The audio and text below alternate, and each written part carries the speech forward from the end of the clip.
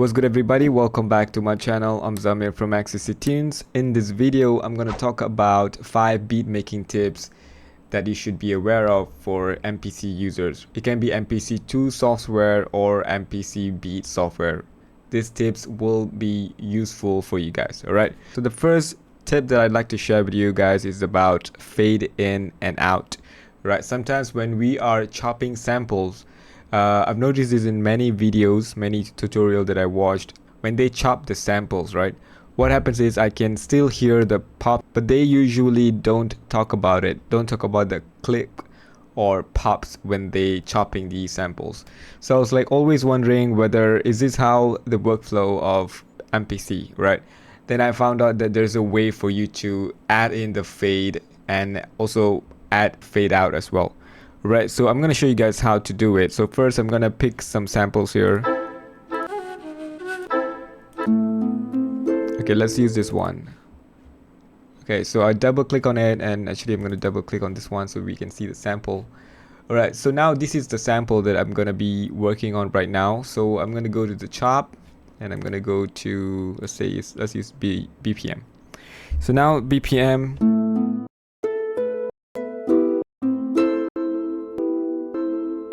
Okay, can you hear that pops there? This one. This is kind of smooth. This is.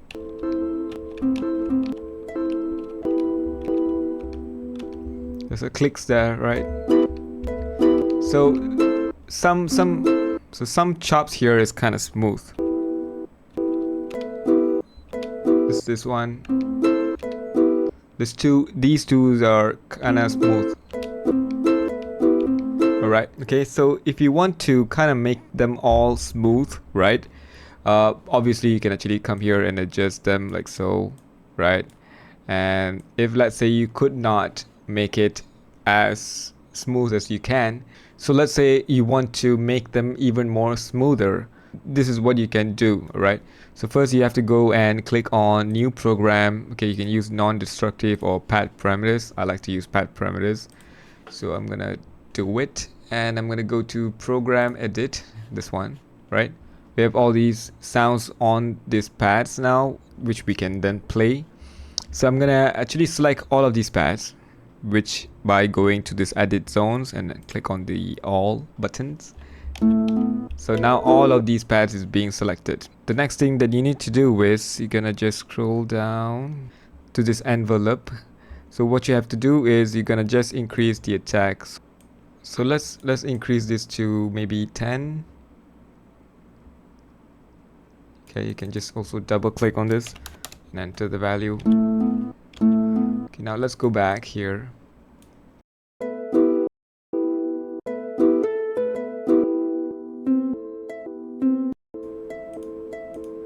Okay, this one is kind of smooth right now.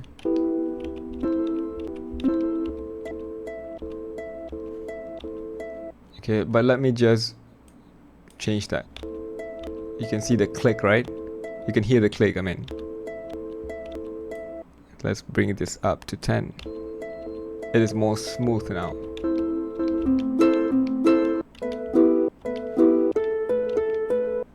Okay, if let's say you only have one patch that you need to add the fade into, so then you don't have to go here and click on all.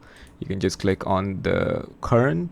So whichever that is selected now, let's say this is the one. When you go to the envelope here, it's gonna affect only that pads, right? So, okay, you can actually, if you want, you can just also reduce it just a tiny bit, maybe 3, right?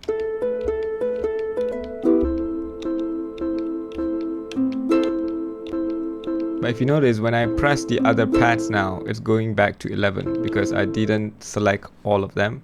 I only select one of the pad. Okay, but now you notice at the end there's a click as well, right? So what we can do now, we go and increase the release.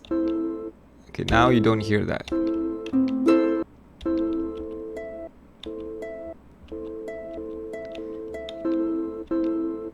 It's very smooth, right? So these are the two things that you can actually do to ensure that the chop is very smooth and also, you know, are able to make great music. So you're able to chop it more in an efficient way. Okay, so that's the first tip. Use the envelope feature to add the fade in and out for your sample. So let's go to the second tip. Okay, the second tip is this folder shortcut here. So when I click on this button up here, 1, 2, 3, 4, 5, it's actually bring me to a different folder which I have saved as a preset. Not a preset actually, it's actually a kind of like a shortcut. So when I click on this folder number 1, it's going to bring me to the battery samples. This is where I save all my samples here, right? This is very, very useful because then I don't have to, you know, go to this folder here and find my hard drive and then find my folder. So I don't want to do that. This is much more useful. So if you want to know how to save these, all you have to do is go to the folder that you want. Let's say this is the folder that I want to save to number 5, right? Press shift and click on the number 5. Okay, so now from 4 you go to 5, it's going to be this one here. Okay, so let's bring it back and I'm going to press shift again and 5. So now if I go to number 3, go to number 5, it's going to bring me to wherever the folder that I saved as a shortcut. Right, so I have this number 2 folder here where I save all my samples. This is my own samples, right? Sometimes when I'm working in Cubase, I create some samples and which I will then save them right here. And let's say I'm not using Cubase right now, but I want to go to some of my samples here. I can just go here and just drag it to MPC Beats and work on it. All right, so that's the tip number 2. So let's go to the tip number 3. Okay, so the third tips for today is about using these quick link functions, right? So a lot of the times we kind of miss out using these if you're not using the MPC hardware, like for instance MPC Studio or MPC Live and so on. So as an MPC Beats or MPC software user, I highly recommend using these stuff here. It's very, very useful. I like to use this swing a lot, right? Let's turn up the swing. Right, and I like to use this time division as well, especially when I'm using a note repeat. So I'm gonna press something right now. Right, so while pressing these note repeat, I can actually change the division simultaneously. Right, and I don't need to have an MPC hardware to do this. I can use my mouse as well while using this feature. So let's quickly record some pattern here.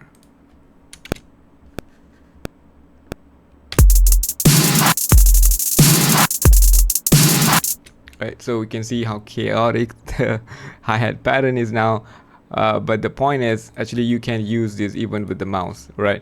So you can use swing, you can use time division, you can also use the time correct here. If you want to turn off the time correct, you can just bring this knob down and now the time correct is off. So if you want to create your own bounce while programming your drums, you can use this feature.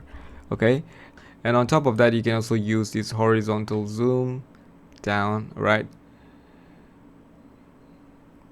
this is very useful. I used to do it like this, right? I have to bring my mouse up, but now I can just use it from here. Right, all I have to do is just put my playhead where I want it to be, and then I just zoom that like so. Right, so that is useful. And then you can also have a sequence tempo adjusted from here. So now it was 90, right? But now when I increase the knob, it's actually going to a crazy amount of different BPM, which is sometimes useful, right? Okay, now let's go to the fourth tips for today, and that is by using the program features, right?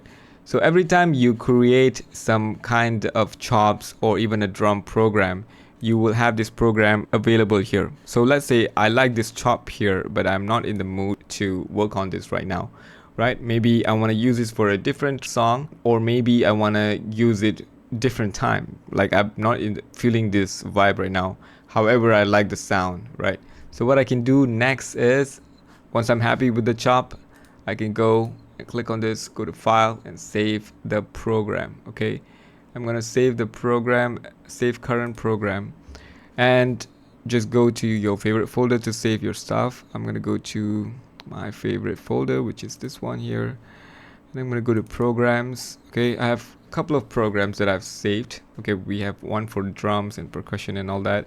I don't have one for sample, so let's create one. So let's say I like this sample chops, right? And I'm gonna save them as a program. Let's say harp chill. Now I'm gonna click save. So this program is now being saved. Harp chill is now being saved, right? So if I go to a new project, right? See, I don't have anything here. And I'm gonna go to my folder here. Where is that? So let me go to programs here. Okay, I'm gonna go to sample, and here's is my sample program. You can actually click here to see just the program, or you can click on all and you can see all the samples, the program and everything that's available for this one. So now I'm gonna just double click on this harp program. Okay, so once I've done that,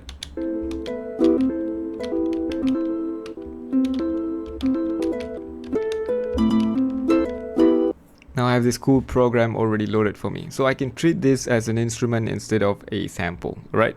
So let's say I'm loading an instance of Nexus, right? Nexus, I'm actually loading all those presets. So this is actually kind of like a preset that for samples. If you notice, I'm going to go to program edit. It will also save everything, including the envelope that we added earlier. Okay, so that is fantastic. So now we have a clean sample to work with. That's how you save program. Okay, the next one is I've talked about before, which is the sequence. MPC Beats sequence is crazy because you can have two different tempo. Having that flexibility to choose the tempo for each different sequence is really cool, because I can then experiment with different kind of vibe based on the sounds that we have. So now you can also save a couple of different sequence, right? For instance, let's say, okay, now that I have this sequence created, let's hear it.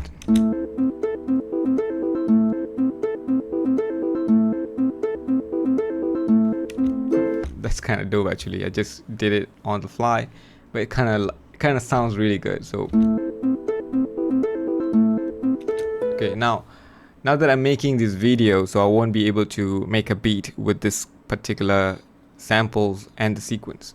So what I can do now is I can go to file and I can go to save current sequence. All right, I'm gonna save this.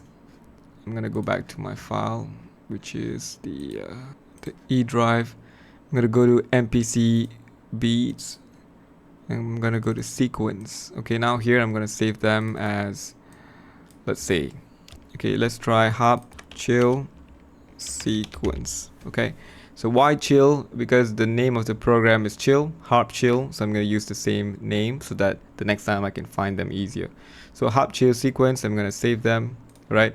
So now I'm going to go and open a new project, completely new, there's nothing here, and I'm going to go to my harp chill sequence. Okay, oh sorry, this is a program, and I'm going to go to the sequence right now. Harp chill sequence. Okay, do it. So it's gonna give me two sequence. Okay, this is the sequence, and the harp chill is already added, so now I can just hit play.